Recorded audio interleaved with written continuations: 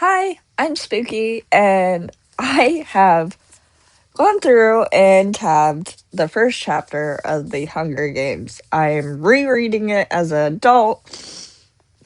Sorry if my nose seems really stuffy. I'm not feeling the best. The weather keeps messing with me. But anyways, I'm going to go on a tangent and a little bit of a rant. I've talked to my friends about this because I've gone back into the series and all that. And I have not really read it since I was like 14, 15 years old. So, yeah. Uh, let's talk about everyone's favorite character, the war criminal Gale.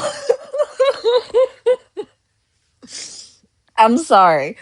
He is not my favorite character. I remember being 14, 15 years old, somewhere around there, uh, reading this book and just feeling the ick, especially from this first conversation they really have together, and it's about kids. So, like,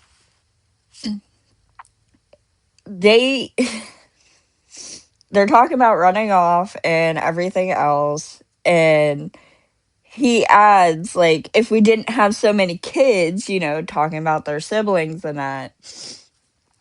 And Katniss states she never wants to have kids, and looking it through it from her eyes, like her mind, because obviously that's where we're at, it's understandable. She's pretty much raising Prim. She's taking care of her mother. Like, in her eyes, it's another mouth to feed. She barely wanted Buttercup. Like, she tried to drown him in a bucket. Like, in her eyes, it'd be another mouth to feed. Now, obviously, if situations were different, then yeah. I mean, we see at the end of Mockingjay when she felt more comfortable and more stable enough to have kids, she did end up having kids. But, like, and Gale says, I might if I didn't live here. It's like, okay, but you do live here. And that's exactly what Katniss says. And he ends up snapping at her and is like, forget it. And she even states the conversation feels wrong.